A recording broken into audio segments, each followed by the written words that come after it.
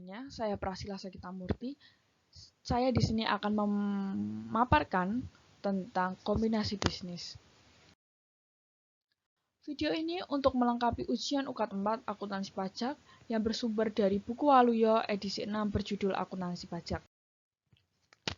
Pengertian kombinasi bisnis berawal dengan memberikan pengertian bisnis sesuai lampiran PSAK nomor 22 revisi 2010 yang menyatakan bisnis adalah suatu rangkaian terpadu dari kegiatan dan aset yang mampu diadakan dan dikelola dengan tujuan memberikan hasil dalam bentuk dividen, biaya yang lebih rendah atau manfaat lain secara langsung kepada investor atau pemilik, anggota, atau peserta lain.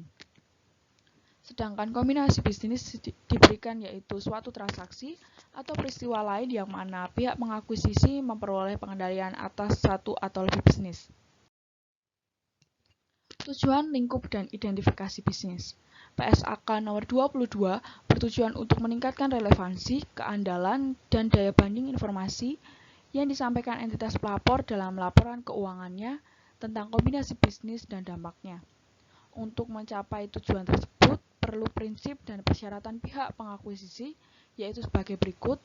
Yang pertama, mengakui dan mengukur dalam laporan keuangannya aset teridentifikasi yang diperoleh liabilitas yang diambil alih dan kepentingan non-pengendali dari pihak yang diakuisisi. Yang kedua, mengakui dan mengukur goodwill yang diperoleh dari kombinasi bisnis atau keuntungan dari pembelian dengan diskon. Dan yang ketiga, menentukan jenis informasi yang diungkapkan untuk memungkinkan pengguna laporan keuangan mengevaluasi sifat dan dampak keuangan dari kombinasi bisnis. Dengan demikian, sebagai lingkup kombinasi bisnis tersebut hanya diterapkan untuk transaksi atau peristiwa lain yang memenuhi syarat batasan kombinasi bisnis.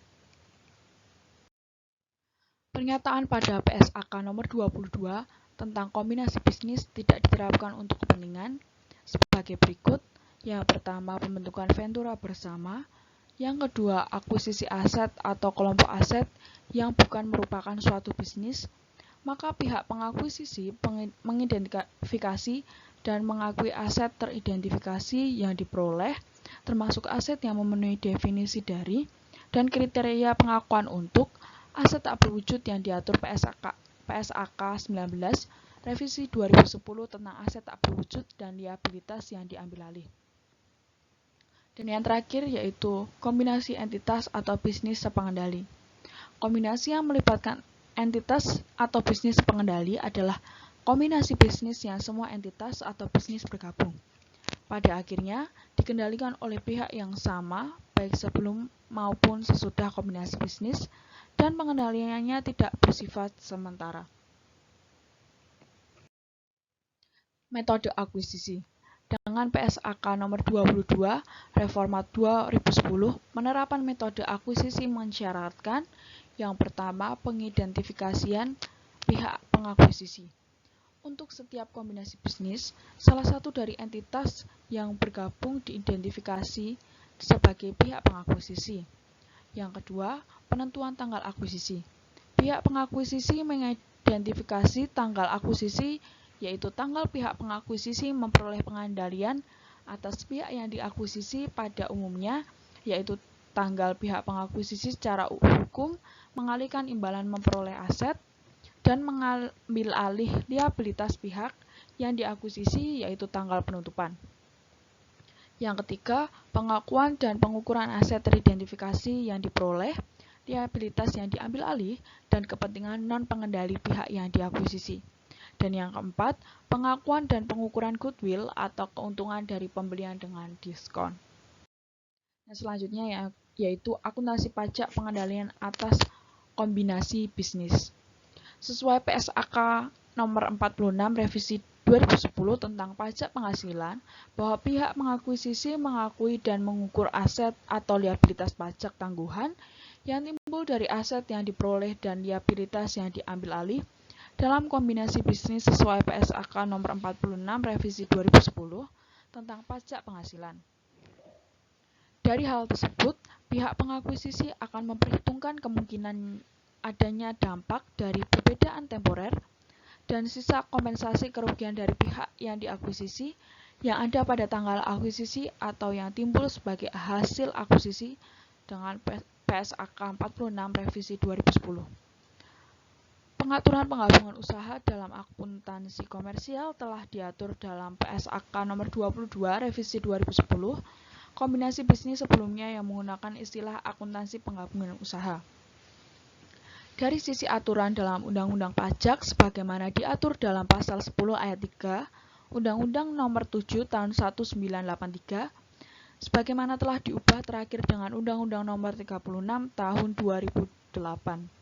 Tentang pajak penghasilan menyatakan bahwa nilai perolehan atau pengalihan harta yang dialihkan dalam rangka likuidasi, penggabungan, peleburan, pemekaran, pemecahan, atau pengambil alihan usaha adalah jumlah yang seharusnya dikeluarkan atau diterima berdasarkan harga pasar, kecuali ditetapkan lain oleh Menteri Keuangan.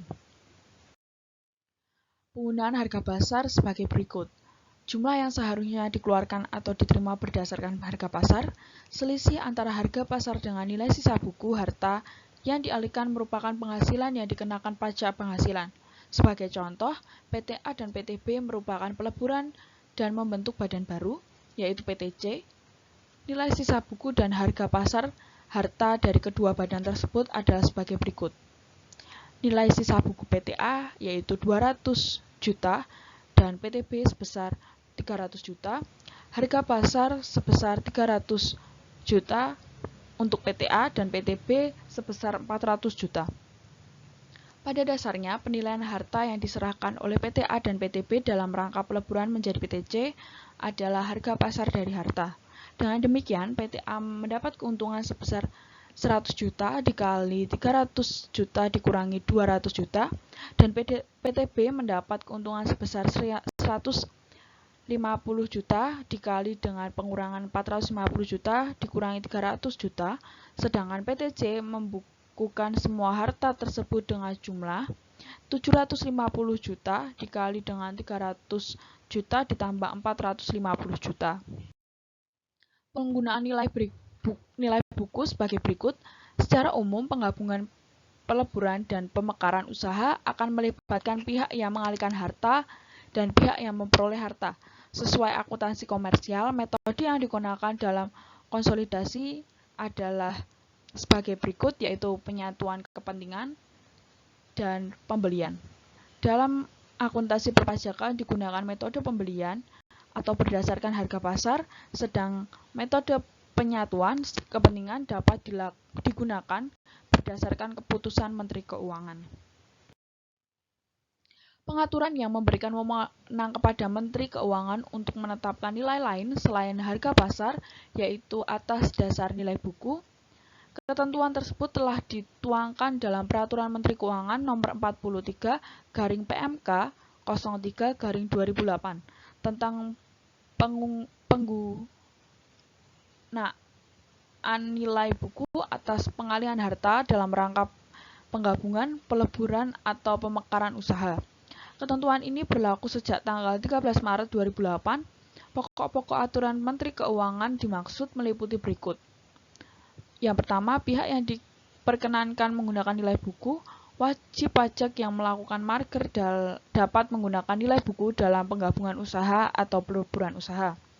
Yang kedua, wajib pajak yang melakukan pemekaran usaha yang dapat menggunakan nilai buku adalah wajib pajak yang belum go public yang akan melakukan penawaran umum perdana, atau wajib pajak yang telah go public sepanjang seluruh badan usaha hasil pemekaran melakukan penawaran umum perdana. Dan yang ketiga, sisa kerugian dan kompensasi kerugian, penggabungan dari dua atau lebih wajib pajak badan yang modalnya terbagi atas saham dengan cara tetap mempertahankan berdirinya salah satu badan usaha yang tidak mempunyai sisa kerugian atau mempunyai sisa kerugian yang lebih kecil. Sisa kerugian tersebut yaitu sisa kerugian fiskal. Yang nomor 4, pencatatan nilai buku.